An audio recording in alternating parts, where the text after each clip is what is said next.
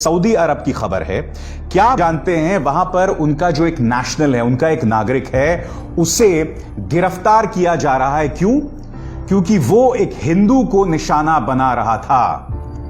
वो हिंदू से कह रहा था कि तुम अपने धर्म को छोड़ो और इस्लाम कबूल करो, और उसे लगातार टारगेट कर रहा था। इस खबर के मुताबिक उस शख्स को सऊदी अरब में अरेस्ट कर लिया गया है। आप बताइए ना, सऊदी अरब तो पूरी तरह से मुस्लिम देश है कि नहीं?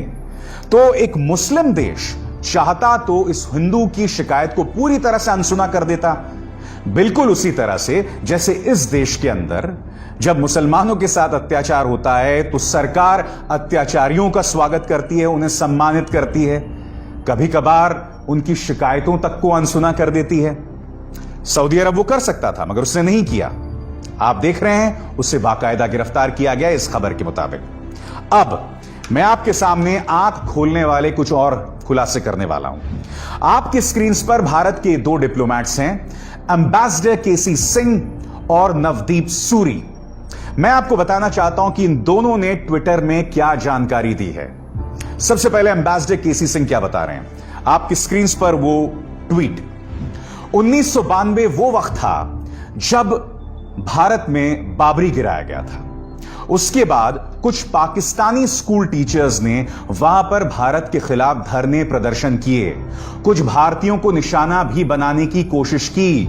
मगर क्या आप जानते हैं कि संयुक्त अरब अमीरात ने 1992 में क्या किया?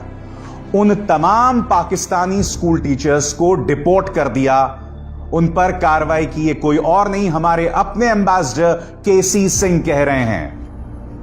क्या बता रहा है ये कि संयुक्त अरब अमीरात हो या सऊदी अरब हो, इनके अंदर धार्मिक असहिष्णुता को लेकर थोड़ा सा भी पेशेंस नहीं है, वो सीधे टारगेट करते हैं। अब इस दूसरी खबर पर गौर कीजिए जो डिप्लोमैट नवदीप सूरी ने आपके सामने पेश की है।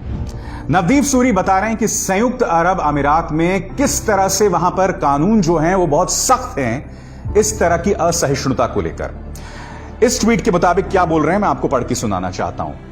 And then there were thousands of Egyptians deported for suspected Muslim Brotherhood affiliation post 9/11 and again after the Arab Spring.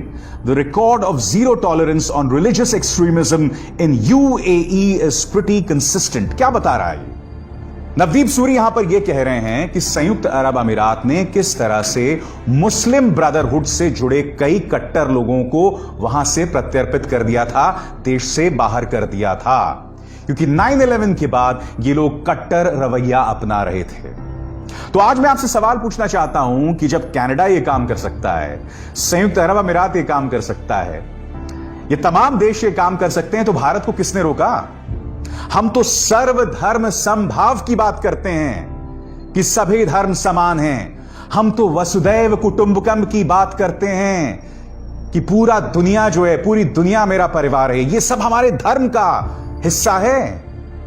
तो हम अपने हिंदू धर्म को क्यों भूल रहे हैं? आखिर क्या हो रहा है कि हम हिंदू धर्म की जो असल सोच है उससे खुद को जुदा करते जा रहे हैं, वो भी एक ऐसे वक्त जब इस देश में हिंदू हृदय सम्राट का राज है। आज ये सवाल क्यों ना पूछे जाएं, बताइए।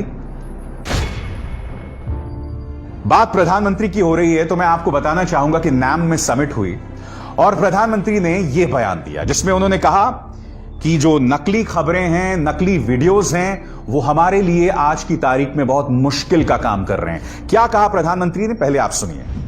Even as the world fight COVID-19, some people are busy spreading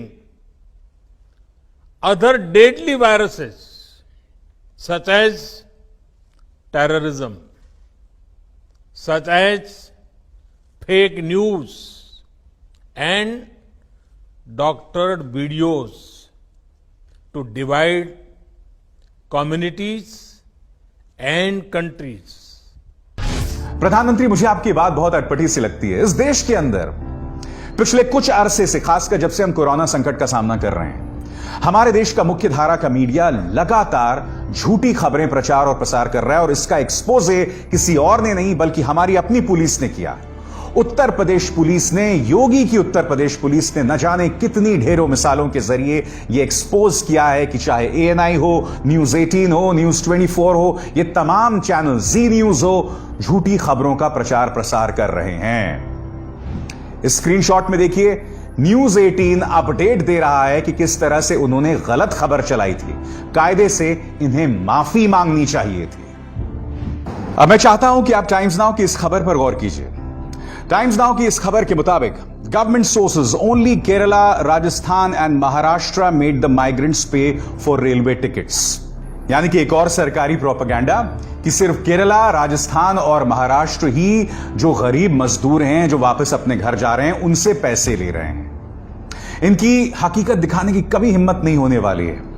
और ये जो गवर्नमेंट सोर्सेस का इस्तेमाल न्यूज चैनल्स कर रहे हैं ना, ये बहुत ही शर्मनाक है। मैं आपको आगे भी बताने वाला हूं। सबसे पहले मैं आपको सुनवाना चाहूंगा कि गुजरात के जो विधायक हैं जगदीश पटेल, वो खुद इस बात को स्वीकार कर रहे हैं कि किस तरह से उन्होंने जो मजदूर हैं, गरीब जो वापस जा रहे हैं, उनसे पैसे लिए। सुनिए। इधर से सब लोग पेमेंट करके जाएंगे। इधर पेमेंट नहीं करना है, वहाँ स्टेशन पे जाके उसका पेमेंट होगा। करीब 710 प्लस जो भी होता है, मैं समझता हूँ 750 जितना होगा, वो पेमेंट दे के वो जौनपुर तक जाएगा।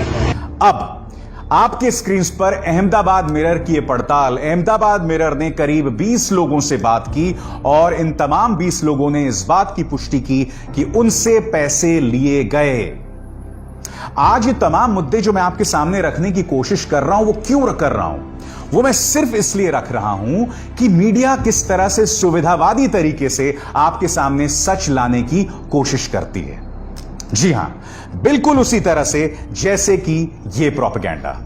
मैं आपको बताना चाहूंगा कि आज से 2 दिन पहले मैंने एक कार्यक्रम किया था जिसमें मैंने कहा था कि केंद्र सरकार तब जाके हरकत में आई है जब कांग्रेस अध्यक्ष सोनिया गांधी ने कहा कि जितने भी गरीब मजदूर अपने घर जा रहे हैं, हम उनके किराए का पैसा देंगे। तब जाके संबित पात्रा की तरफ से या उनके जैसे तमाम बीजेपी नेताओं की तरफ से यह प्रोपेगेंडा चलाया जाने लगता है कि केंद्र सरकार 85% दे रही है। अब भारतीय रेलवेज गरीब मजदूरों से पैसा ले रही है, उसके खिलाफ संबित पात्रा ने यह प्रमाण पेश किया है। संबित पात्रा ये सरकारी दस्तावेज पेश करते हैं जिसमें लिखा